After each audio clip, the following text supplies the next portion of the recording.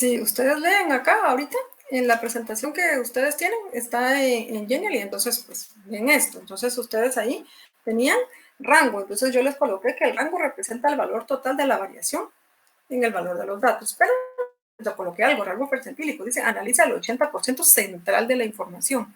En el caso de lo que usted tiene, le están pidiendo que analice el 40% central. Entonces, si ve en el rango semipercentílico o desviación percentílica, dice, analiza el 40% central de la información. Quiere decir que lo que deben buscar sería la desviación percentílica. Y en el otro que usted me dice, y en el otro que usted me dice, habla sobre el 50% central. Y ahí dice, el rango cuartílico analiza el 50% central de la información. Entonces, dentro de los ejemplos como pregunta no estaba, pero dentro de la teoría sí se los coloqué para que ustedes se pudieran ayudar un poquito, pero sí estaba colocado ahí para que pues, pudiéramos ir leyendo un poco más, ¿verdad? Pero sí estaba ahí. Entonces, las medidas de dispersión que tienen como base la mediana toman los datos centrales de nuestra información, ya sea que estén tomando el 50%, el 25%, el 40% o el 80% de la información. Ahorita les voy a explicar cómo funciona. ¿Está bien? Pero ahí ya para que saliera de la duda de cuál había que buscar. ¿Está bien? Antes de que, está bien. Antes de que les explique algo más, ¿me podría alguien, si tiene alguna otra duda, por favor? ¿Alguien más? Ingeniera, sí, buenos días. Yo tengo una duda. Eh, Disculpe, es que fíjese que no logro comprender el tema de la muestra y la población. ¿Cuál Ajá. es? O sea, porque hay una fórmula, por ejemplo, para la desviación estándar, para lo que es muestra y lo que es población, pero no logro comprender. ¿Será que usted no La tiene que? diferencia entre ellas. Bueno, ahorita les explico. Muchas gracias. Está bien, ahorita les explico. ¿Alguna otra vez, por favor? ¿No? Bueno, a mí me encanta que pregunte, porque cuando usted pregunta, entonces significa que yo tengo algo más que explicarles. Entonces no voy a ir ahorita voy a explicarles ahorita lo que ustedes habían visto y ahí en esto les voy a ir respondiendo las preguntas que ustedes me habían planteado. Entonces, dentro de las medidas de dispersión que nosotros vimos o que colocamos aquí, pues tenemos dos grupos. Un grupo que tiene como base la media aritmética. Dentro de este grupo tenemos la desviación estándar. Primero tenemos la varianza, que la representamos como S al cuadrado. Tenemos la desviación estándar, que sería S. Y tenemos el coeficiente de variabilidad. Estas que yo acabo de colocar acá me sirven para una muestra. ¿Sí? Entonces, cuando hablo de una muestra, yo leo en el problema qué es lo que dice. Si en el problema dice, por ejemplo, se analizaron 10 tiendas de ventas de celulares y se obtuvo la siguiente información. Entonces, yo leo, dice, se analizaron 10 tiendas. Eso lo que me está diciendo es que no es el total de tiendas que existen en el lugar, sino que solo se analizaron 10 de todas las que había. Eso para mí ya me indica que yo lo que voy a trabajar es una muestra. ¿Sí? Si en lugar de eso me hubieran dicho, se analizaron las únicas 10 tiendas que hay en el lugar, yo sé que esas son todas las que hay y ya no hay más tiendas. Por lo tanto, ahí lo que yo tendría sería una población. Entonces, las medidas que voy a buscar, si estuviera trabajando con medidas de dispersión que tengan como base la mediana, ya no sería la letra S, sino que se representaría con sigma. Entonces tendría para la varianza sigma al cuadrado, para la desviación sigma, y para el coeficiente de variabilidad, pues la expresión sigue siendo la misma. ¿Qué pasa con nuestras fórmulas? Cuando yo trabaje una muestra, voy a colocar acá para la varianza. Entonces, en el caso de la varianza, pues no tengo raíz, ¿verdad? Entonces, para la varianza, coloco mi formulita y yo voy a pensar que lo que tengo es un tabulado C. Voy a pensar ahorita en un tabulado C, para que así la fórmula que yo coloque sea con respecto al tabulado C. Sería la sumatoria de FI, que es la frecuencia absoluta, por XI, que son los puntos medios, menos la media aritmética. Como es una muestra, la media aritmética se representa con X y una rayita en la parte de arriba. Esto elevado al cuadrado dividido dentro de n menos 1. Ahora voy a colocar la fórmula como que si fuese la población. En la población, ¿qué es lo acá la frecuencia absoluta otra vez, por el punto medio, menos la media, solo que ahora la media, como es una porción, la voy a representar con esta que es como que si fuese una U, se llama mu, y lo elevo al cuadrado, dividido dentro de n. Aquí, si usted observa, entonces ya puedo ver una diferencia en términos de fórmula.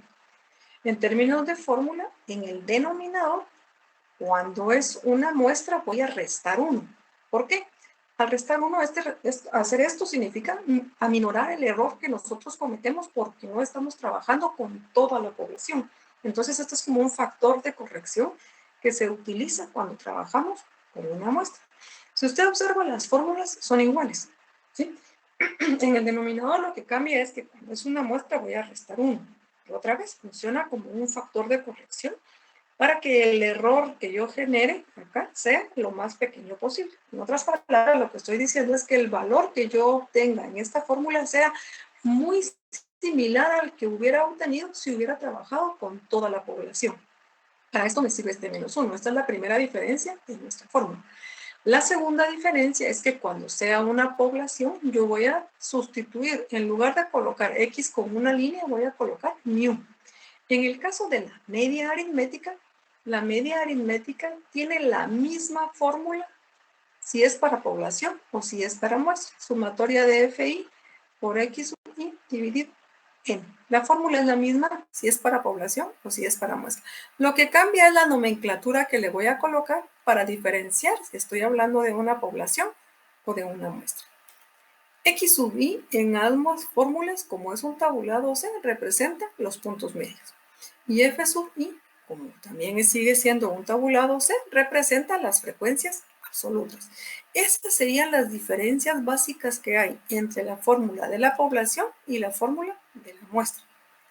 A veces en los problemas ya dice, se tiene una muestra de tal y tal cosa y me piden una serie de datos. Entonces yo ya sé que es una muestra y voy a buscar dentro de mis fórmulas de muestras.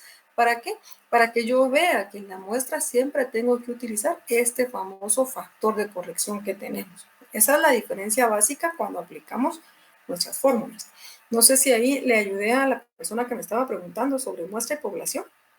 No sé si esa era la duda que tenía. Sí, ingeniera, muchas gracias. O sea que, bueno, me surgía más que todo por el ejercicio 2, porque dice, enseguida aparece una lista de cantidad de citas por hora que hizo durante las últimas 25 horas de llamada. Entonces, con esta explicación que usted dio, yo comprendo que la fórmula que se debe usar es de la muestra. Exacto. Durante las últimas 25 horas de llamada. Exacto. ¿Por qué? Porque ahí le estoy diciendo de una vez que no son las únicas horas que hubieron llamadas, sino que hay más horas todavía. Entonces solo estamos hablando de una parte de todas las que hubieron. Ajá. Y ahí tendría usted una muestra. Estas son las palabritas o cosas claves que tengo que ir buscando para diferenciar si me están hablando de una población o si me están hablando de una muestra. Y esto es muy importante porque no siempre, o sea, el 90% de las veces los análisis estadísticos se hacen con muestras, pero hay un 10% que se hacen con población. Porque, por ejemplo, si yo estuviera hablando de un producto, no sé, se me ocurre ahorita que el producto es la generación de energía, ¿verdad? Fotovoltaica, por ejemplo. Entonces, yo voy a ver cuántas empresas hay. Y pensemos que en Guatemala solo hay 8 empresas. Entonces, me dicen ahí que son 8 empresas. Yo sé que en mi país solo hay 8, ya sé que es una población. Entonces, tengo que tener conocimiento en el área y también tengo que buscar alguna palabra clave dentro de mi información para saber la fórmula adecuada a trabajar. ¿Está bien? Entonces, ahí tendríamos ya para trabajar la desviación.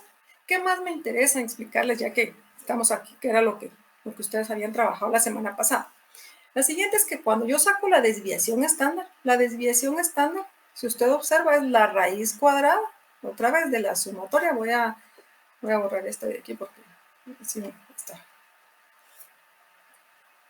Entonces, la raíz cuadrada de la sumatoria de FI por X sub i menos la media al cuadrado dividido n menos 1.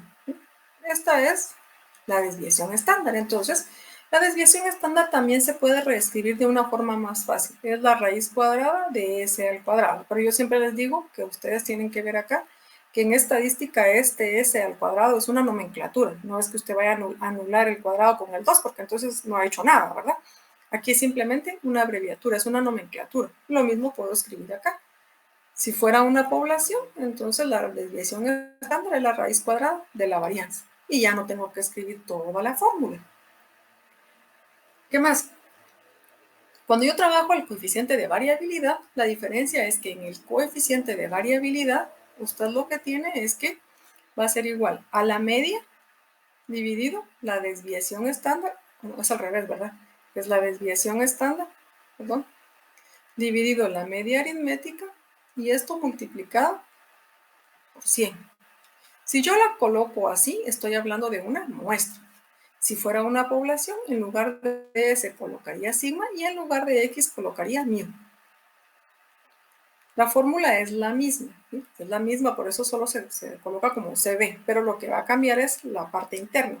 Se tiene que diferenciar si es muestra o si es población. ¿Qué es lo que hace el coeficiente de variabilidad? Este es básico y es fundamental para que yo lo utilice más que todo cuando voy a hacer comparaciones de grupos. Si yo tengo 2, 3, 4, n grupos y necesito comparar cómo es su comportamiento, lo hago a través del coeficiente de variabilidad.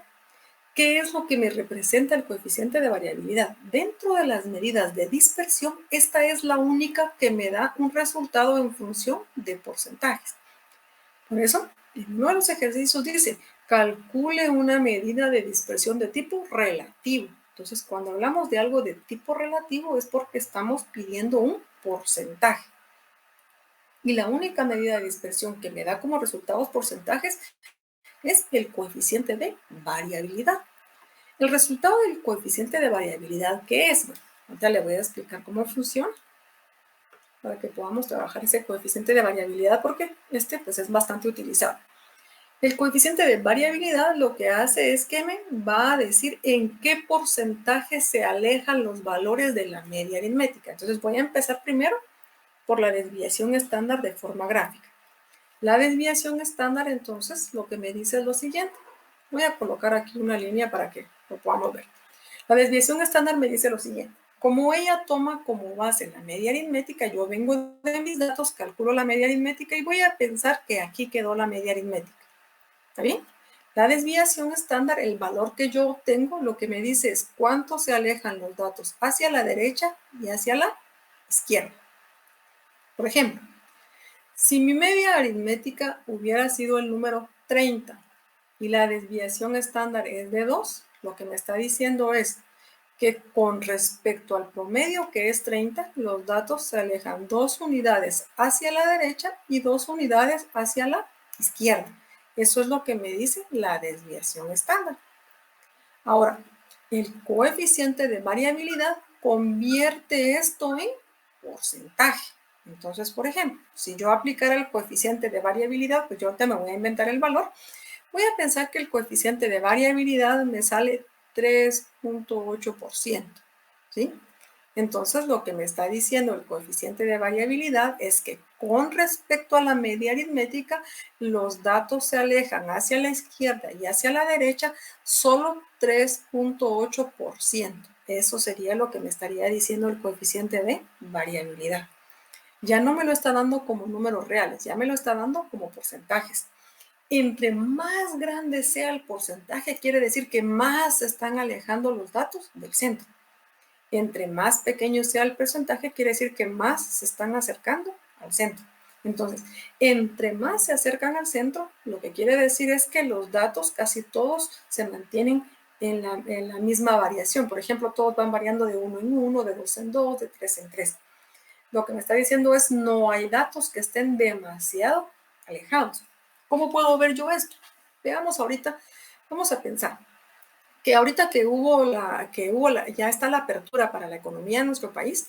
¿Qué sucede? Yo voy a pensar la media aritmética que nosotros mirábamos antes del número de contagiados que habían, por ejemplo, voy a pensar que eran 800 personas en promedio diarias contagiadas. Pero resulta que ahora que ya está la apertura, hay un día que me dicen, por ejemplo, que hubieron, no sé, 1.300 personas contagiadas. pero de repente hay otro día que me dicen que solo hubieron 300 personas contagiadas. Entonces, si usted se da cuenta, hay una diferencia muy grande. Tengo una variabilidad muy grande entre el número más grande y el número más pequeño. Entonces, tengo que analizar qué está sucediendo que me está generando esta variación tan grande. O las personas se están cuidando más y por eso es que hay menos contagiados, o no me están dando los datos correctos, o están haciendo menos evaluaciones y por eso está pasando esto. ¿O qué fue lo que pasó acá? ¿Se equivocaron con los datos o incluyeron a personas que no habían incluido antes o hicieron demasiadas pruebas y entonces por eso es que salió este valor? Entonces tengo que analizar qué es lo que está sucediendo. Pero si se da cuenta, la distancia entre la media y esos datos es muy grande. Y entre más grande sea, quiere decir que hay mayor variabilidad. Y tengo que ver qué es lo que está sucediendo. Lo ideal es que los datos se movieran lo más cercano posible al dato del centro. Entonces, esto es lo que me indica la desviación estándar y lo mismo me indica el porcentajes. ¿Por qué me sirve para comparar más el coeficiente de variabilidad? Porque puede suceder lo siguiente. En la tarea que usted proceso 2, yo voy a colocar datos acá que no son los que a usted le salieron, pero es para poderle explicar. Si usted viene y compara el proceso 1 y el proceso 2 y lo hace con la media aritmética porque fue la medida que se le ocurrió más rápido, entonces la media aritmética, por ejemplo, en el proceso 1 le sale 3.8, pero en el proceso 2 le sale 4.3. Entonces usted dice, lo que quiero es minimizar, quiere decir que es mejor el proceso 1, entonces ahorita usted decide que es este. Pero después se le ocurre y dice, a lo mejor voy a comprobar si es cierto y calculo la desviación estándar. Entonces resulta que para el proceso 1 la desviación estándar, por ejemplo, le sale de 0.9, perdón, vamos a colocarle aquí de 10.9 por colocar algo, pero en la desviación estándar del proceso 2 le sale a usted 2.8. Entonces aquí tengo un problema, porque con respecto a la media aritmética me conviene más el proceso 1. Con respecto a la desviación estándar me conviene más el proceso 2. El problema es cuál coloco, porque yo tengo que dar una conclusión, o el 1 o el 2.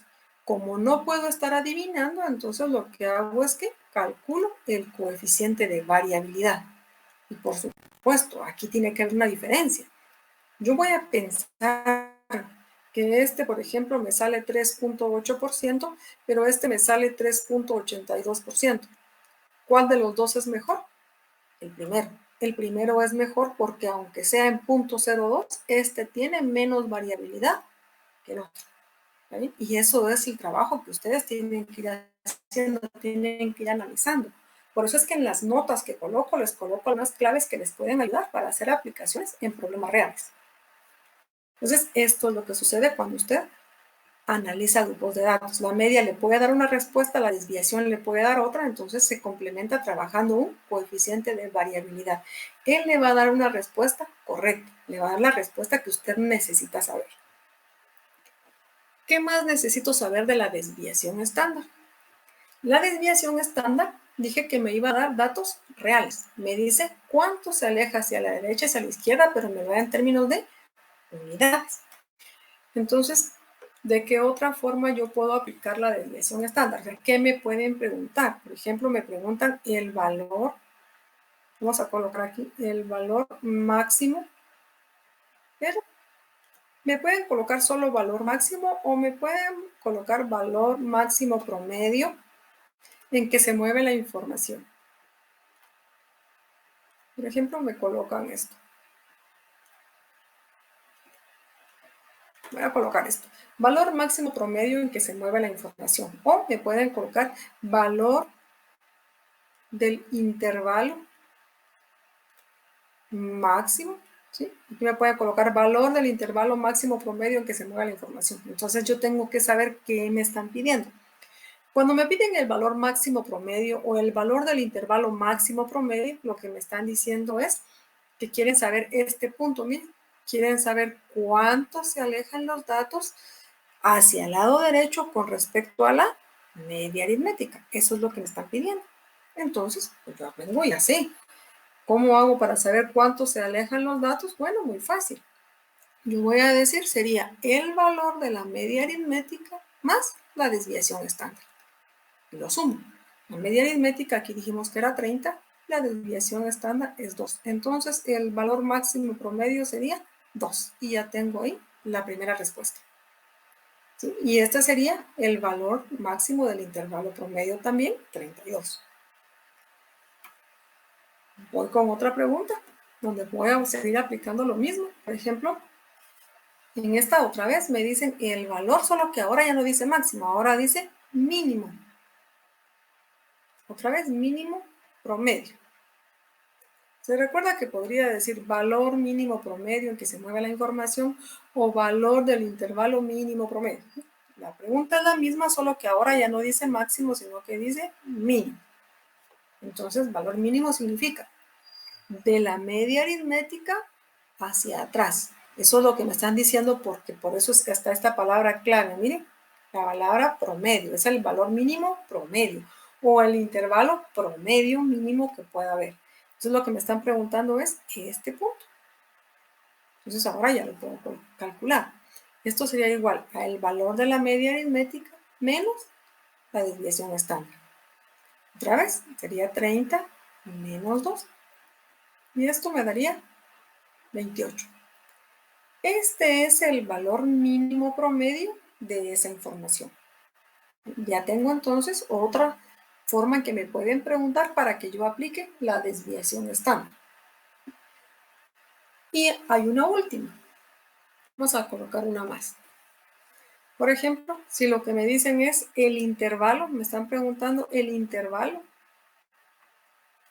Aquí podría ser intervalo promedio o solo el intervalo en el cual se mueve la información. Si puede escribir, puede aparecer la palabra promedio o podría no aparecer. Por eso la voy a colocar en paréntesis. El intervalo promedio o no promedio en este caso en que se mueve la información. Entonces, esto me pregunta. Entonces me están preguntando el intervalo en que se mueve la información o puede decir el intervalo promedio en que se mueve la información. El intervalo en que se mueve la información, lo que me están preguntando es, a partir de la media aritmética, cuánto se va hacia la derecha y cuánto se va hacia la izquierda, entre qué puntos se está moviendo esta información. Entonces, mi intervalo va a estar compuesto por la media aritmética menos la desviación, coma, la media aritmética más la desviación. Entonces, para lo que yo estoy colocando acá, x menos s ya lo habíamos calculado y nos había salido 28. ¿Sí? Y x más s ya lo habíamos calculado y nos había salido 32. Quiere decir que el intervalo promedio entre el cual se mueve esta información es entre 28 y 32. Y entre esos dos números se encuentra la mayoría de la información que se está analizando. Eso es lo que me estarían diciendo. Y aquí ya tengo entonces otra aplicación más de la desviación estándar. Por eso les hacía el comentario de que en la tarea de la semana pasada yo les decía que el gerente de la empresa afirmaba que las personas trabajaban, por ejemplo, se llevaban 20 minutos en hacer el trabajo y lo que quería era que usted me dijera si lo que el gerente decía era cierto. Entonces, para la semana pasada, usted debería de haber buscado el valor promedio. ¿Sí? Buscar el valor promedio y en términos de eso decirme si se cumplía con esto. ¿Está bien? Pero si esa pregunta se la hago esta semana, usted ya no busca solo el valor promedio. Usted tendría que buscar entonces ahora la desviación estándar, porque usted debería de saber cuál es el intervalo entre el cual se mueve la información. Si el valor que el gerente decía es que era 20 en promedio y usted encuentra ahora que el intervalo entre el cual se mueve la información, por ejemplo, es entre 14 y 18, entonces el gerente no está en lo cierto, porque las personas se llevan como mínimo 14 minutos en promedio para hacerlo y como máximo 18 minutos en promedio para realizar el proceso. Por lo tanto, el gerente no está en lo cierto. ¿Sí? Ahora ya puedo contestar ese mismo ejercicio, pero utilizando una medida de dispersión, que esa era la idea de que usted trabajara la semana pasada, que ya empezara a aplicar esas medidas estadísticas que está aprendiendo. ¿Está bien? ¿Alguna duda que tengan hasta ahorita? ¿Vamos bien ahí? Que se recuerda que si Tiene que activar su micrófono porque no puedo verlo acá. ¿Dudas hasta ahí? Todo claro. ¿Sí? ¿Entendí muy bien? Bueno, entonces se recuerda que yo ya puedo aplicar, entonces ya tengo algunos puntos en donde hay palabras o preguntas claves que me pueden hacer para saber si utilizo la media aritmética, si utilizo un coeficiente de variabilidad o si utilizo una desviación estándar.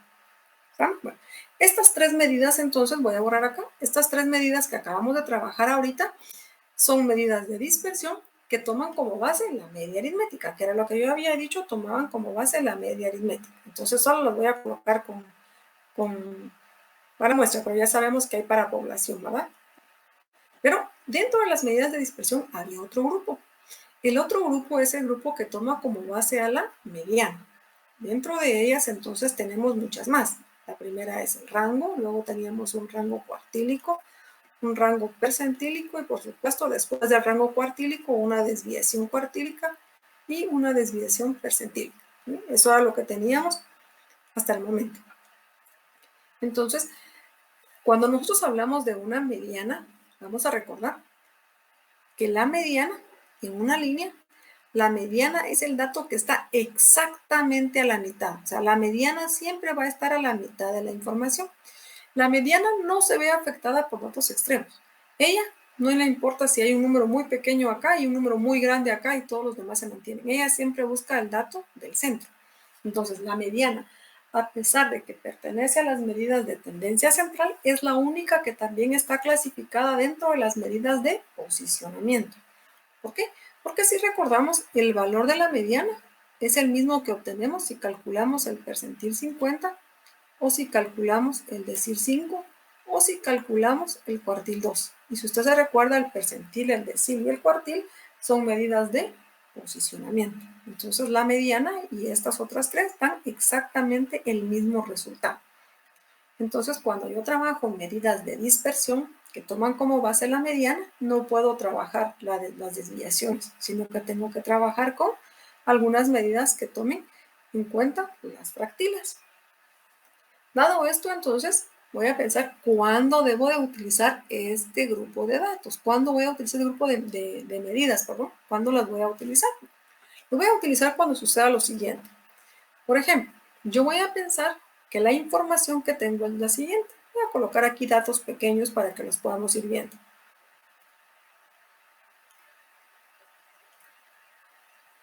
Voy a colocar estos, voy a ir agregando. Vamos a pensar que esta es la información que yo tengo. Entonces, si usted observa la información, no es muy congruente. Yo tengo aquí datos muy pequeños, aquí tengo ya datos muy grandes y me doy cuenta que estos que están aquí son los únicos que más o menos mantienen una secuencia. Si usted observa, mire, estos son los únicos que más o menos mantienen una secuencia. Pero entre este y este ya hay una diferencia muy grande. Estos tres se mantienen más o menos. Entre este y este ya hay una diferencia muy grande y estos dos se mantienen más o menos. Entonces aquí tengo un gran problema. Si yo utilizo una medida de tendencia central que utilice la media, perdón, de dispersión, que utilice la media aritmética, aquí voy a tener problemas cuando yo lo trabaje porque los datos no están muy consecuentes, sino que hay unas diferencias muy grandes dentro de ellos. Entonces, cuando los datos están así, se recomienda mejor que utilicemos alguna medida de dispersión que tome como base la mediana. Podría utilizar cualquiera de estas. El rango más que todo me sirve para saber cuántos datos hay entre el más pequeño y el más grande. ¿No?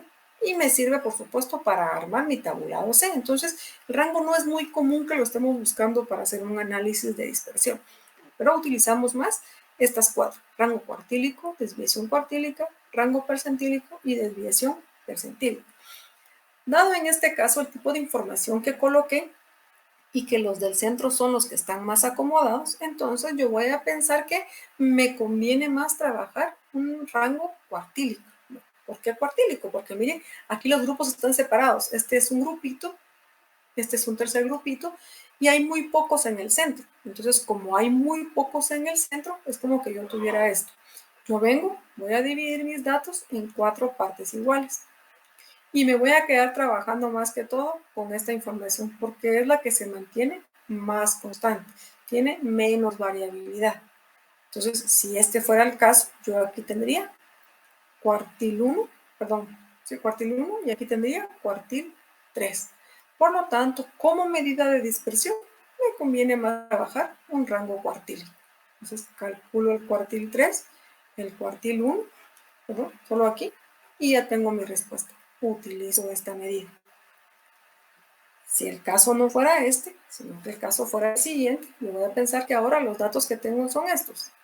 5, después mantengo 11, 13, 15, 16 y por ejemplo 30, por colocar algo exagerado. Si usted se da cuenta, ahora ¿qué sucede? Estos datos son los que se mantienen más o menos consecutivos, pero este dato y este dato están muy fuera de la realidad. Entonces ya no me conviene trabajar un rango cuartílico porque no están separados como por grupos, como en el anterior, sino que es uno o dos datos los que se están saliendo del rango o de la secuencia que tiene la mayoría de la información.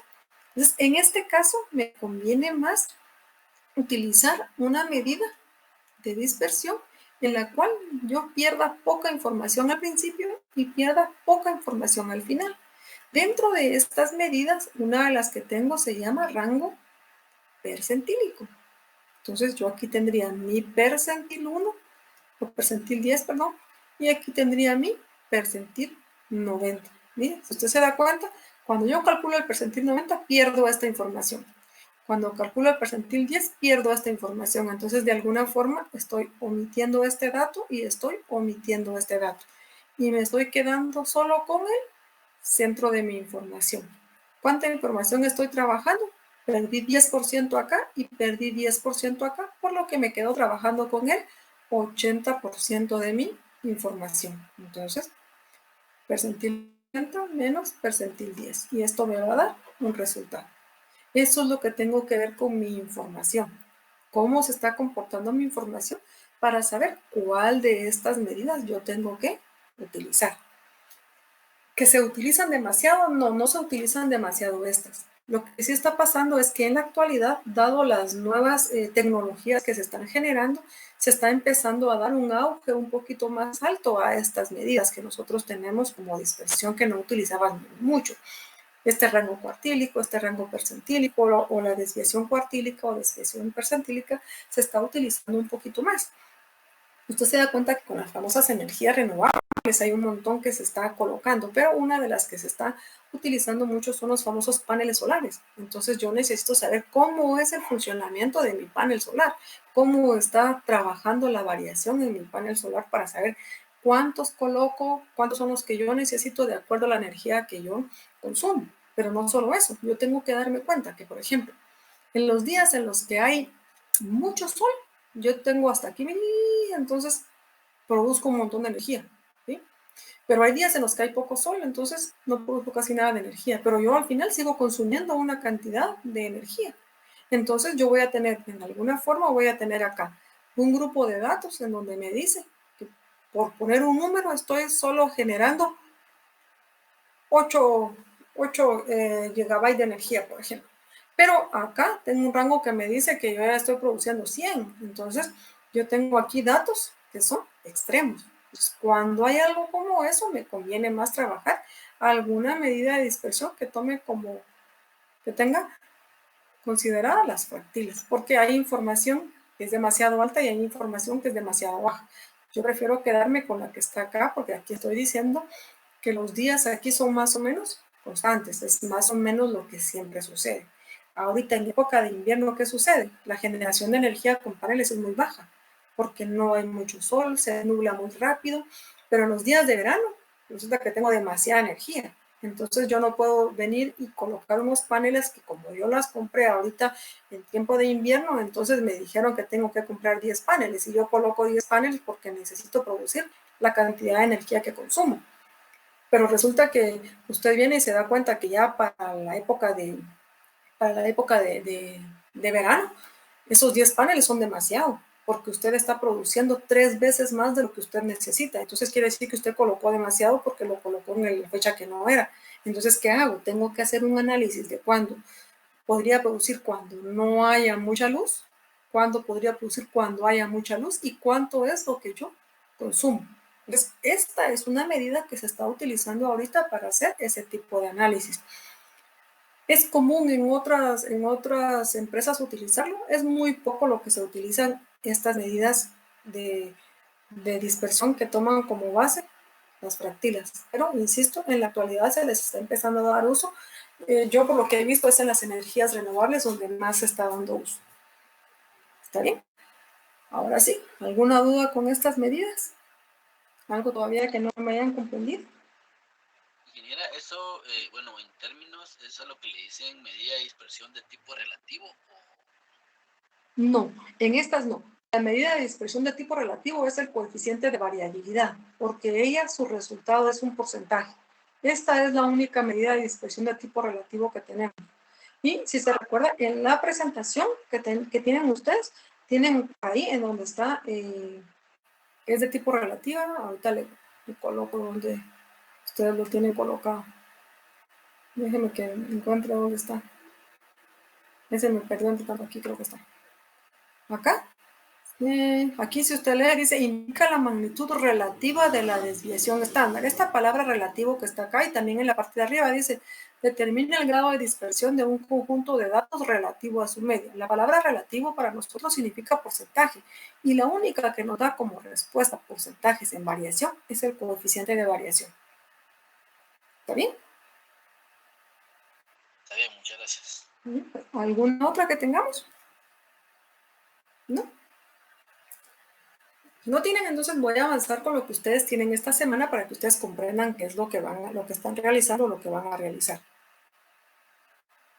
Entonces, para esta semana, ¿qué es lo que tienen? Esta semana ustedes van a hacer una mezcla, vamos a decir una mezcla de todas las medidas que ustedes han visto hasta ahorita. Entonces, ahorita usted ya puede distinguir si es tabulado A, si es tabulado B y si es tabulado C.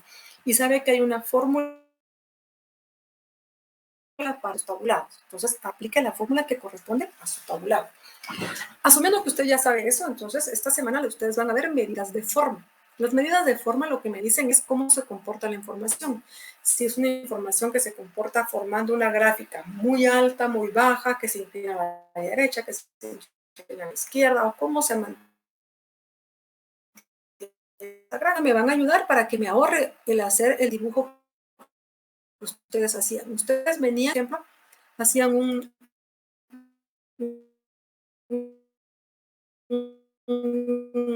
usted tenía que encontrar el punto P, tenía que encontrar el punto Q y tendría que colocar acá los puntos medios, ¿verdad? Colocarlos todos. Y luego en eje Y usted tenía la frecuencia relativa o la frecuencia relativa porcentual o la frecuencia absoluta. Y tenía que dibujar y hacer todo esto para poder saber cómo se comportaba la información. Ahora nosotros nos vamos a ahorrar hacer todo esto y vamos a utilizar unas definiciones. Lo primero que van ustedes a trabajar es una medida de forma que se llama asimetría. La asimetría me va a servir para ver si mi información se inclina más hacia el lado derecho, se inclina más hacia el lado izquierdo, hacia el lado derecho, o se queda en el centro. Para esto, entonces, vamos a generar 3 gráficos. Entonces, voy a ir con el primer gráfico. El primer gráfico que usted va a generar es este. Vamos a colocar esto. ¿Qué es lo que sucede en este gráfico? En este gráfico lo que sucede es que la media aritmética se está trabajando y tiene datos extremos. Se recuerda que la media aritmética es la única que se ve afectada por datos extremos. Y esa media aritmética es la base fundamental de las medidas de asimetría. Entonces, si yo tengo datos que son muy pequeños, por ejemplo, o que están dados más al lado izquierdo, cuando yo haga mi gráfico va a suceder esto. Mi gráfica se va a ver más jalada sobre el lado izquierdo. Como la que hace que se jale más hacia el lado izquierdo es la media aritmética, esa es la que voy a colocar en esta posición. Luego, la medida que más se repite me representa en un gráfico el punto más alto, entonces el punto más alto estaría acá. Y la medida que más se repite dice que es la mod. Y luego, ¿qué más sé? La otra medida de tendencia central es la que me marca en la posición exacta de la mitad de la información. Entonces, en esta línea yo voy a pensar la mitad exacta es esta. Entonces, aquí tendríamos nosotros a la mediana. Si se da cuenta, quien jala a la derecha o a la izquierda la información es la media aritmética, porque ella es la que se ve afectada por datos extremos. extremos. Si el gráfico me quedara de esta forma, yo aquí diría que tengo una asimetría negativa o una curva asimétrica hacia el lado izquierdo. ¿Sí? ¿En qué casos puede suceder esto? Por ejemplo, ahorita se acaba de abrir la economía otra vez en nuestro país y aunque todo el mundo abra sus tiendas y coloque de todo, no todos van a ir a comprar. Entonces ahorita este es el procedimiento que estamos teniendo. Se va a ir lento, lento, lento, lento hasta que al fin logre otra vez alcanzar un punto. Probablemente no sea el punto que tenía antes, sino un poquito menos o en algunos casos un poco mayor, pero el proceso para llegar a ese punto es bastante lento. Eso es lo que significa una gráfica que sea de tipo con asimetría negativa. ¿Qué es lo otro que puede suceder? Lo que puede suceder es esto, miren. Ahora vamos de esta forma. Ahora la gráfica ve que tiene la cola más larga sobre el lado derecho. Eso quiere decir que en mi información tengo datos extremos que se encuentran más sobre el lado derecho, o sea, números muy grandes, por colocarlo de alguna forma. Entonces, la media aritmética es la que hace que se jale hacia este lado, porque ella es la que se ve afectada por datos extremos. ¿En dónde estaría la moda? La moda siempre es el dato más alto, el punto más alto en este caso, porque es el dato que más se repite. Entonces, aquí tendría la moda. La mediana es el dato que me indica la mitad de la información. Entonces, yo voy a colocar más o menos, aquí está, la mitad de la información, por lo que aquí tengo la mediana. Este gráfico es un gráfico que es mucho más alargado sobre el lado derecho, positivo o asimétrico hacia la derecha. Si se da cuenta, yo en estos gráficos no tengo necesidad de tener datos. Ya con que yo sepa cómo es la información que le voy a colocar más adelante con fórmula, entonces hago mi gráfico así de manera empírica, mucho más fácil, sin necesidad de generar un eje X, un eje Y y hacer todo el trabajo. Si yo ya sé que mi respuesta es asimétrico negativo, hago un dibujo como el primero. Si ya sé que mi respuesta es asimétrica positiva, hago un dibujo como el segundo. No tengo necesidad de ir a hacer todo el eje X, todo el eje Y. En este gráfico, ¿qué sucede? Por ejemplo, acá yo abrí mi tienda y entonces las personas ya llegaron a comprar. Desde el principio llegaron a comprarme, ya compraron mi producto y ahora ya tienen, entonces empezaron a irse hacia abajo.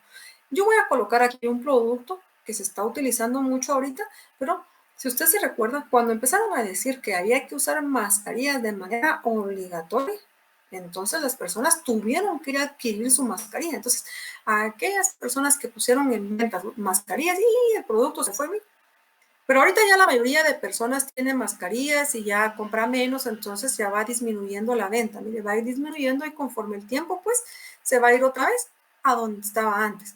¿Dónde usted conseguía mascarillas para poder colocarse? Realmente era en algunas de las farmacias conseguía y la venta era muy poca. ¿Sí? La venta, por ejemplo, voy a pensar, era como una asimétrica negativa. Era poco lo que se iba vendiendo. No era un producto de alta demanda. Ahorita se convirtió en un producto de alta demanda y entonces alcanzó un punto desde el principio. Va a ir bajando poco a poco. Es muy probable que si hubiera un repunte de la enfermedad y las personas ya no tienen mascarillas, vuelva otra vez a crecer la gráfica, ¿verdad? Y luego otra vez vuelve a descender. Y la última que nosotros tenemos, voy a borrar esta que había colocado antes. La última que nosotros tenemos es muy parecida a la primera que yo había colocado. Voy a borrar esta para que sí tengamos todo ahí y pueda colocar fórmulas en la parte de abajo. Entonces, ahora sí lo voy a hacer como un cangrejo hacia atrás. Entonces, vamos a colocar la última que podríamos tener, es esta. Voy a colocarla. Ustedes, por favor, mírenla ahí derechita. Esta es una gráfica que se llama simétrica, porque quiere decir que la media, la moda y la mediana tienen el mismo valor. Tienen el mismo valor, por lo tanto, yo tengo un gráfico de tipo simétrico. Eso quiere decir que de la mitad hacia el lado derecho y de la mitad hacia el lado izquierdo tengo la misma cantidad. Puedo hacer que de la mitad hacia el lado derecho tenga 10 datos, ¿sí? Y lo mismo está sucediendo de la mitad hacia el lado izquierdo. También tengo 10 datos. Entonces, esta es una gráfica de tipo simétrica. Entonces, a esta sí le vamos a llamar simétrica. Voy a colocar acá que este es un gráfico simétrico. Le voy a llamar simétrica. Bueno, ahora, para yo saber si es simétrica, asimétrica hacia la izquierda o asimétrica hacia la derecha, tengo que tener fórmulas. Cuando tengo un gráfico de tipo simétrico, por ejemplo, algo que se mantiene muy constante son los productos de la canasta básica, aunque por supuesto, en estos días pues tuvieron algunos repuntes, algunos días, otros días bajaron mucho porque pues un día le decían encierres el fin de semana, otra vez le decían no, usted puede mantenerse afuera el fin de semana, otro día no, mire, desde el viernes usted no puede salir, entonces la gente iba, compraba y la curva estaba que crecía, que bajaba, que crecía, pero normalmente los productos de la canasta básica son los que mantienen esta forma. ¿Por qué? Usted compra la misma cantidad de azúcar, por ejemplo, cada 15 días, o la misma cantidad de leche, o la misma cantidad de arroz, o la misma cantidad de frijol. A eso es a lo que se refiere. Son productos que más o menos se mantienen siempre con la misma cantidad de venta o de consumo. Yo lo coloco en el área de ventas para que lo miremos un poquito más fácil. Entonces, a eso se refiere una curva simétrica.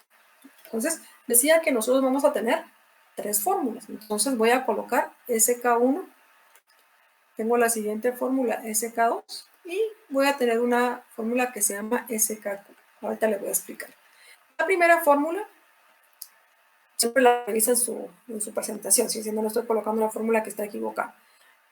Sería la media menos la moda dividido la desviación. No se va a guiar mucho con esta porque si yo la coloqué mal acá, usted va a tener malos sus resultados. La segunda, recuerdo que es la 3 veces la media menos la mediana. Perdón, aquí es mediana. Voy a corregir. Menos la mediana dividido la desviación. Y la última solo voy a colocar que está basada en fractilas. Si no, le voy a colocar una fórmula que no es. Esa está basada en fractilas. Quiere decir que aquí va a trabajar percentiles, cuartiles.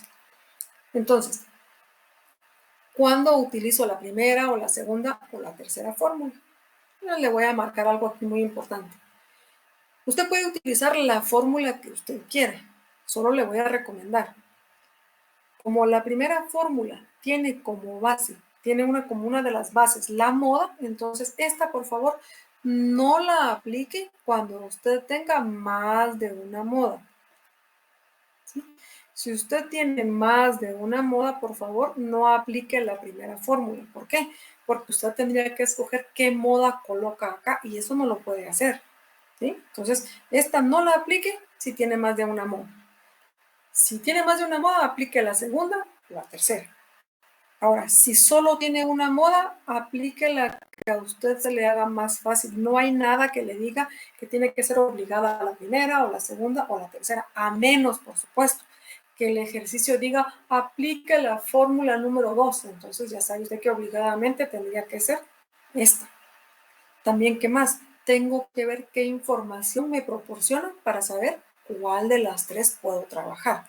Si a mí ya me dan valores de la media, de la moda, de la mediana, no me dicen que los calcule, sino que ya me los dan calculados, yo veo cuál se acomoda la información y esa es la que yo aplico. ¿Está bien? Entonces, estas van a ser las 3 fórmulas. Se recuerda, usted aplica la que a usted se le haga más sencillo siempre y cuando no le estén exigiendo alguna en específico. Y la primera no la utilice cuando tenga más de una moda. Ahora, cuando yo aplique mis fórmulas, ¿cómo hago para saber si es simétrica, asimétrica negativa o asimétrica positiva?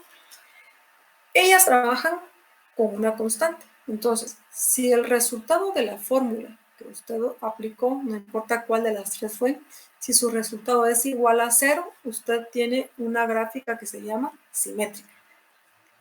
Si el resultado de la fórmula que usted aplicó le da un valor menor que 0, usted tiene una gráfica asimétrica negativa. Y si el resultado de la fórmula que usted aplicó le da un valor mayor que 0, entonces usted tiene una asimétrica positiva. Entonces, cuando usted realice el ejercicio, aplica la fórmula que corresponde, lo compara, por favor, lo compara con para que usted sepa qué tipo de asimetría tiene. Cuando ya lo sepa, coloca qué tipo de asimetría tiene y realiza su dibujo. El dibujo que va a realizar es este dibujo de forma empírica, ¿bien? Donde usted va a colocar cómo sería su gráfica, distinguiendo dónde está la moda, dónde está la mediana y dónde está la media aritmética. Este sería todo el trabajo que usted tendría que hacer en un ejercicio. ¿Está bien?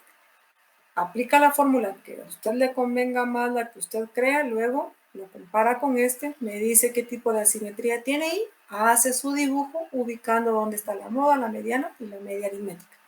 Y ahí ya tiene usted asimetría. ¿Está bien? ¿Alguna duda con este? ¿No hay dudas? Si no hay dudas, entonces voy a borrar esta pantallita y voy a colocar la última medida de forma, porque ustedes tienen 2 medidas de forma para trabajar esta semana. Si se da cuenta, acá tiene que saber sacar la media, la moda, la desviación para poderlo trabajar. Para poder sacar cada una de ellas, usted tiene que saber qué tabulado está trabajando. Tabulado A, tabulado B o tabulado C. ¿Se da cuenta? Todo lo anterior que usted ha visto tiene que aplicarlo ahorita solo para decirme cómo es el comportamiento de su información. Entonces, si no hay dudas, borro esta y voy con la última. La última que tenemos se llaman medidas de apuntamiento o de kurtosis. Yo la voy a colocar como apuntamiento, pero se recuerda que es apuntamiento o kurtosis. Para las medidas de apuntamiento, ¿qué es lo que me dice? La medida de apuntamiento, lo que me está diciendo, ya esta parte que dice aquí punta, me dice que estoy hablando de algo muy puntiagudo o menos puntiagudo. Entonces, me voy a tener otra vez 3 gráficos. Voy a colocar el primer gráfico. Este sería mi primer gráfico. Sería mi segundo gráfico. Y este sería mi tercer gráfico. Entonces, las medidas de apuntamiento no me dicen si se va a la derecha, si se va a la izquierda, sino que lo que me dicen es qué tan alta va a ser cada una de mis gráficas. Eso es lo que me están diciendo las medidas de apuntamiento. Por eso se llaman así. Entonces, lo que me dice es qué tan puntiaguda puede ser la gráfica con la que yo estoy trabajando. Cada una de estas gráficas va a recibir un nombre. La primera se llama leptocúrtica. La segunda se llama mesocúrtica o también le llaman normal. Y la última se llama platicúrtica.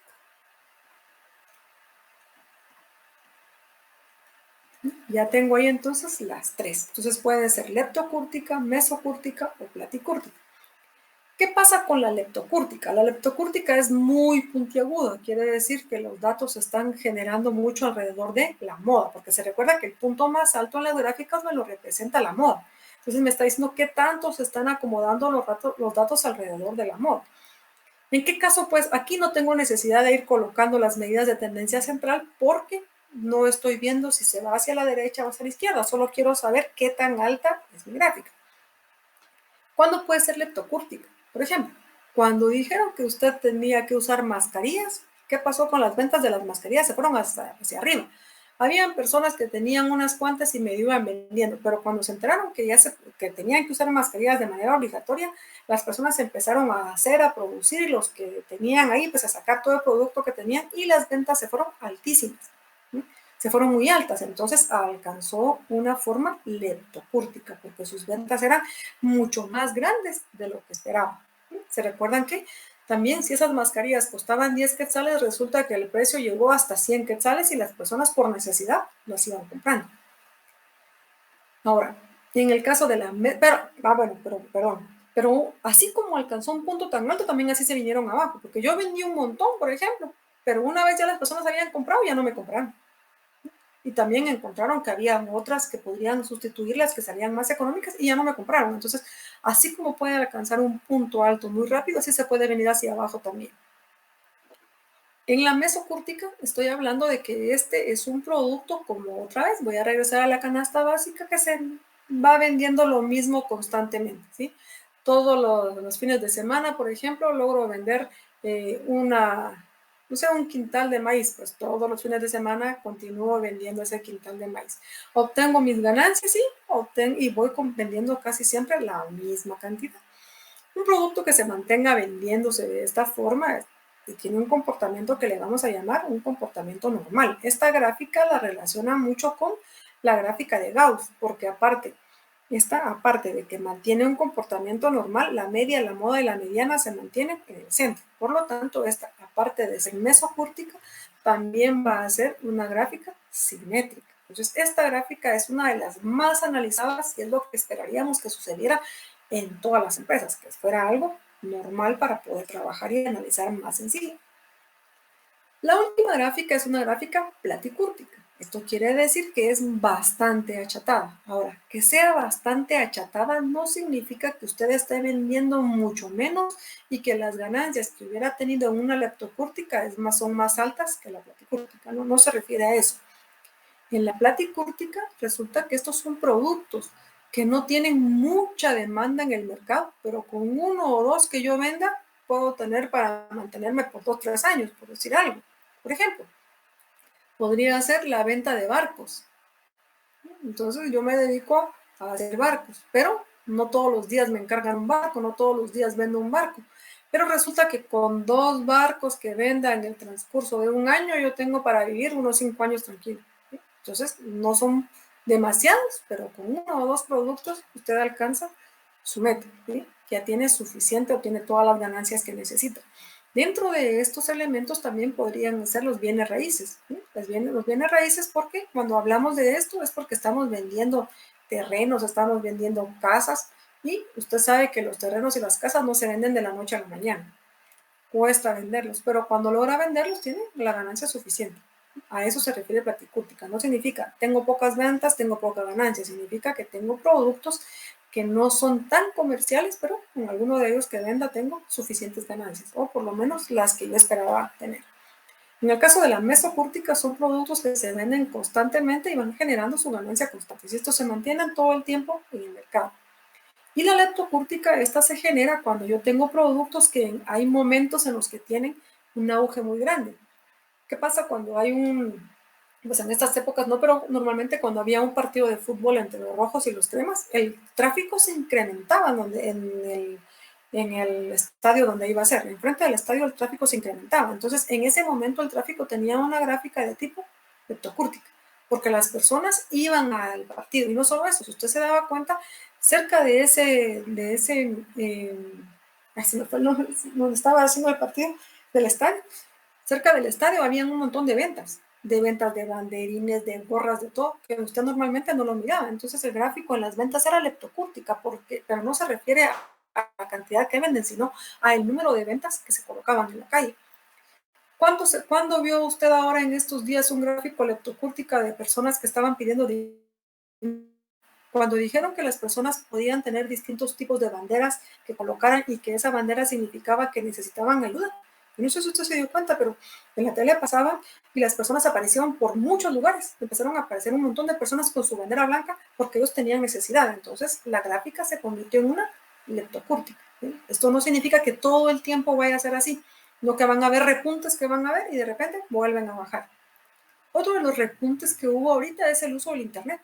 Había personas que tenían Internet en su casa y casi no lo utilizaban, pero ahora, si no utilizan el Internet, no pueden trabajar. Entonces, quiere decir que hubo un repunte también en el consumo de datos, que se va a mantener así, muy probable se va a mantener así durante año y medio o algo así, y después vuelve otra vez a su estado normal. ¿Sí? Que baje a este estado va a ser difícil porque ya las personas se están acostumbrando al uso de esta tecnología, al uso del Internet, de la tecnología que tiene. Entonces puede bajar a este punto. Ya no se va a mantener en este, pero baja a una mesocúrtica. ¿Cómo hago para analizar esto? Bueno, entonces aquí voy a tener fórmula. La fórmula acá la voy a colocar nada más como S, porque no recuerdo si estaba con una letra Q o SQ. La fórmula que yo voy a trabajar, que ustedes van a trabajar, va a ser una fórmula basada en las fractilas. Esta fórmula no es la única que hay, y yo se los explico ahí. Hay otras fórmulas más. El problema es que las otras fórmulas trabajan con una medida que se llama momentos estadísticos. Y nosotros no vimos momentos estadísticos, por lo que yo no puedo colocarle una fórmula que tenga, que necesite alguna fórmula estadística que no vimos. Entonces, dentro de las que nosotros vimos las fractilas. Entonces, la fórmula que ustedes van a trabajar va a tener como base las fractilas. Cuando va a ser la única que van a trabajar para apuntamiento. Existen más, pero insisto, las otras fórmulas están basadas en momentos estadísticos que nosotros no vimos. Entonces ahora necesito saber cómo hago para saber si es leptocúrtica, mesocúrtica o platicúrtica. Entonces, vamos a trabajarlo ahora. Resulta que para que sea leptocúrtica, el valor que yo obtenga en mi fórmula tiene que ser igual a una constante, 0.263. Esta es mi constante. Si el valor que obtengo cuando aplico la fórmula es igual a 0.263, entonces yo tengo un gráfico que va a ser mesocúrtica. ¿Sí? Si, por ejemplo, yo el valor lo voy a colocar acá mejor, yo el valor que obtengo de mi fórmula es un valor menor que 0.263, entonces yo tengo una gráfica que tiene un comportamiento platicúrtico. Si el valor de la fórmula que yo obtengo es mayor que 0.263, entonces yo tengo una gráfica leptocúrtica. Eso es lo que ustedes van a comparar. Con ese valor van a comparar porque la idea es que usted ya no tenga que hacer todo el gráfico y se lleve mucho tiempo. En el ejercicio, entonces, si yo les pido a ustedes que grafiquen que encuentren el grado de apuntamiento, ¿usted qué hace? Bueno, usted va a hacer lo siguiente cuando le pidan eso. Usted va, aplica su fórmula. Cuando usted ya tenga su fórmula, lo compara con el valor de SQ, verifica cómo es, le coloca el nombre y, por supuesto, hace su gráfica. Esto es todo lo que tiene que hacer, otra vez, al igual que lo había hecho en asimetría para apuntamiento. Calcula su fórmula, ¿sí? El resultado lo compara, encuentra si es mesocúrtica, por ejemplo, o normal, le coloca el nombre y hace su gráfico.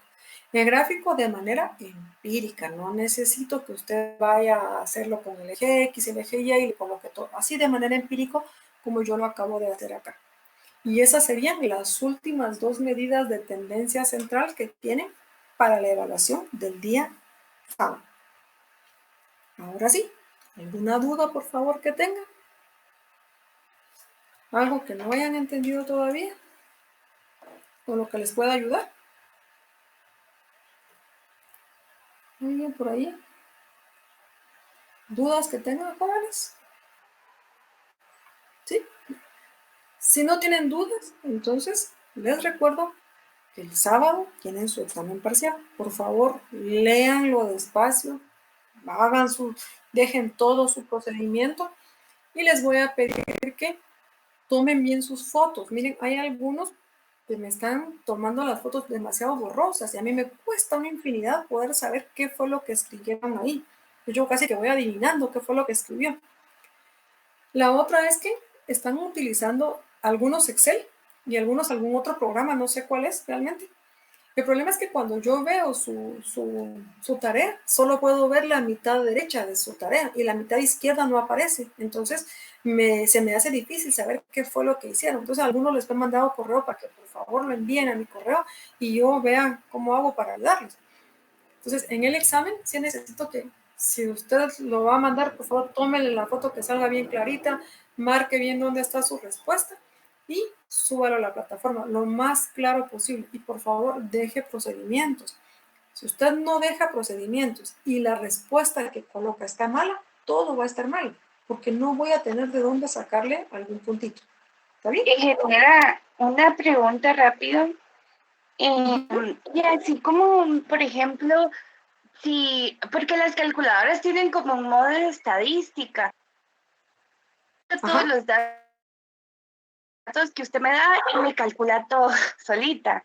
No puedo hacerlo así, tengo que hacerlo yo manualmente. Sí, yo ahorita sí necesito que lo deje manualmente, por lo menos deje el procedimiento que se debería de hacer, porque el problema es lo que le digo, si usted coloca todos los datos en la calculadora, que yo lo puedo hacer también, pero coloco un dato mal, mi respuesta va a estar mala. Entonces, ¿de dónde le coloco puntos? Supongamos que la respuesta era 3.5 y a usted le salió 2.20. ¿Cómo hago para colocarle puntos? Todo estaría malo. Entonces, sí necesito que me dejen procedimiento. Okay. Por favor, dígame. Okay.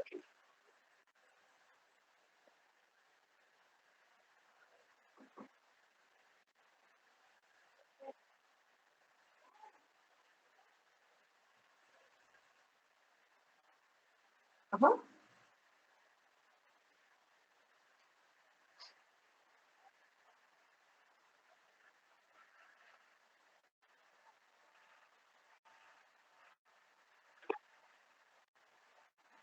Pero sí va a tener que...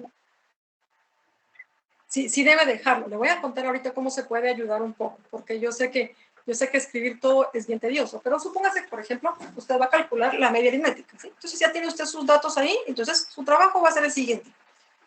Usted necesita calcular el coeficiente de variabilidad porque eso es lo que a usted le interesa, ¿verdad? Eso es lo que me están pidiendo. Entonces yo para el coeficiente de variabilidad necesito la media aritmética, entonces coloco mi fórmula. FI por X sub I dividido en. Esa es mi fórmula. Entonces la voy a aplicar. No tengo que escribir todo, pero sí tengo que enseñar. Usted tiene que enseñarme a mí que sabe cómo se coloca la información. Entonces coloca el primero. La primera frecuencia, por ejemplo, es 3 por el punto medio 3.85. ¿Sí? Vamos a pensar que esto es más. Coloca puntitos y se va al último. ¿Cuál es la última frecuencia que tiene? Voy a pensar que es la frecuencia número 7. ¿Y cuál es el último punto medio que tiene? Es, no sé, 20.45, por ejemplo. ¿Sí? Y coloca dividido en. Ahí ya me dejó procedimiento. ¿Sí? Ahí igual con la varianza. ¿Sí? Aquí usted ya me dejó procedimiento. Por ejemplo, aquí eran 35 datos, por decir algo. Ahora, para la varianza hace exactamente lo mismo o para la desviación. Coloca su fórmula, coloca el primer cálculo más el último cálculo dividido si es para muestra n-1 y ya coloca su solución. Porque yo en estos puntos que usted coloca acá puedo ver si usted sabe aplicar la fórmula. Pero el problema está si usted solo me coloca esto y me coloca esto y el resultado de este está malo y el de este está malo, yo voy a decir todo está malo porque yo no sé si él sabía o ella sabía cómo se obtenían estos valores. ¿Está bien? ¿Alguien más me estaba hablando? Perdón. Sí, póngale, no sé si me recuerdo bien, yo creo que la varianza es la desviación estándar elevada al cuadrado, o al revés. Sí, perdón. O no sé si recuerdo bien, pero póngale, ahí tengo que volver a poner la fórmula. ¿Tengo que volver a poner la fórmula o puedo solo elevarla al cuadrado? No, mira, pues, si usted ya calculó la varianza, ¿sí? Si usted ya hizo todo el procedimiento y me dejó ahí algo sobre la varianza, entonces cuando se saca la desviación estándar, simplemente le saca la raíz cuadrada al valor que encontró antes y se acabó. Ya no tiene que volverlo a escribir porque usted ya dejó procedimiento aquí, mira. Ya me dejó procedimiento para la varianza. Entonces, ¿para qué lo vuelve a escribir en la desviación? No, ahí sí ya sería mucho pedirles de una vez, es hacerlo sufrir por gusto. No, solo aquí, por favor. Y ya le saca la raíz. El problema que le digo es que si no me dejan algo de procedimiento y los dos valores que usted necesitaba aquí, mire, están malos, ¿cómo hago yo para saber que usted sabía cómo se sacaban? O que por lo menos sabía qué fórmula era la que había que utilizar. No puedo hacerlo. Entonces, necesito que me diga qué fórmula utilizó y me deje un procedimiento sencillo como el que yo coloqué aquí arriba. Un procedimiento así fácil. Porque yo sé que usted todo lo puede meter en su calculadora o todo lo puede hacer en Excel y Excel le da la respuesta. ¿Está bien? Entonces, por eso yo les decía, yo necesito algo de procedimiento, porque si este valor está malo y este está malo, la respuesta va a estar mala y entonces todo está malo. ¿Cómo hago yo para ponerle un punto si yo no sé que tal vez usted había metido bien los datos, pero algo hizo mal y por eso no le salió el dato correcto? Ok, está bien. Gracias. Y eso es lo que yo estoy pidiendo en las tareas, para que yo pueda ver, porque si no, me colocan los resultados y al final se recuerda que programas pueden haber infinidad para que ustedes metan datos y se acabó. ¿Algún otro? No sé si alguien me estaba preguntando algo por ahí.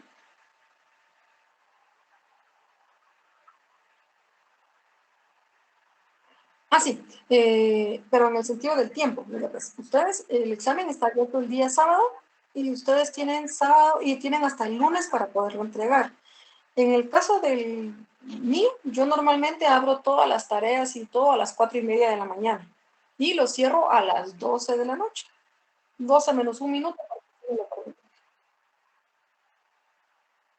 No. Usted baja su examen el día sábado y tiene todo el sábado, todo el domingo y el lunes, por favor, a más tardar, le sube el examen.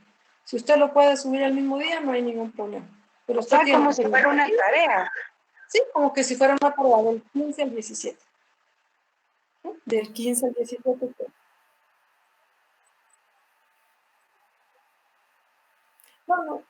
No, jóvenes. Ustedes tienen 2 días para hacerlo. ¿Sí? Ustedes, igual que el semestre pasado, así como lo tuvieron el semestre pasado, tienen 2 días para hacerlo. Entonces usted tiene sábado que lo abre, Tiene todo el domingo y a más tardar el lunes debe de subirlo. El problema es que si usted se va a confiar de subirlo el día lunes casi a medianoche y se le va al internet y todo, ya perdió todo. ¿Sí? Se quedó sin derecho al examen. Entonces, calculen su tiempo. Si tienen el sábado y el domingo, pues van a tener que dedicarse el domingo para hacerlo y así usted ya lo tiene subido y el lunes ya está libre para hacer todo lo que le corresponde a la siguiente semana. Porque lo que sí es que el tema del sábado se vuelve a subir normalmente.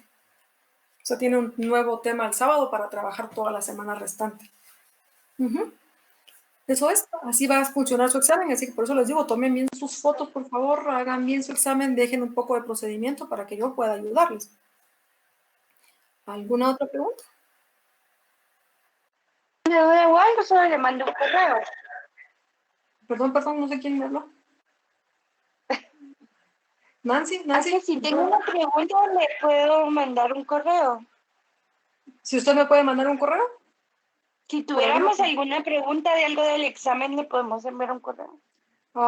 Sí, pero recuérdese que yo en el correo le puedo dar ideas, pero no le voy a decir qué es lo que realmente tiene que buscar. ¿Está bien? Algún camino le podría brindar. ¿Está bien? Okay. ¿Juan, ¿iba a preguntar algo? ¿Alguien más me iba a preguntar algo?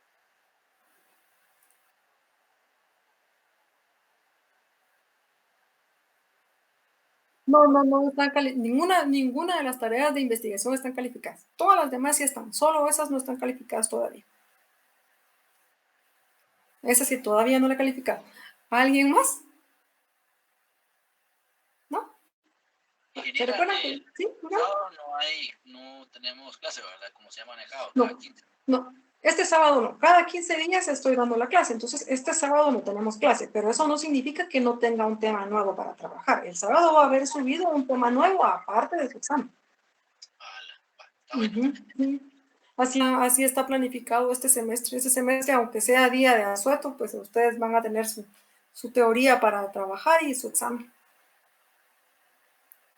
¿Alguna otra? ¿No?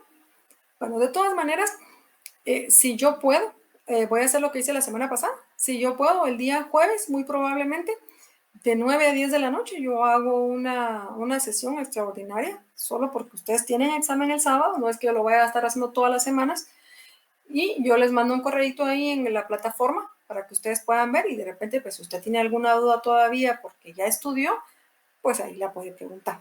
¿Está bien?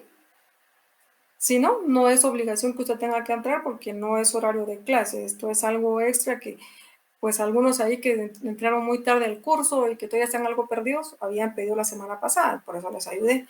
Y esta semana, considerando que ahí están algunos todavía bateando con algunos temas y el examen es el sábado, entonces es muy probable que el jueves pues yo haga una reunión ahí pequeñita para resolver alguna duda que tengan todavía. ¿Está bien? Si no hay más dudas, entonces les deseo un buen fin de semana, por favor. Si no tienen que salir, no lo hagan. Mejor terminen sus clases en su casa y disfruten un poquito de ver algo de televisión, relájense un poco y después a seguir trabajando. Y que tengan un buen fin de semana, jóvenes. Se cuidan.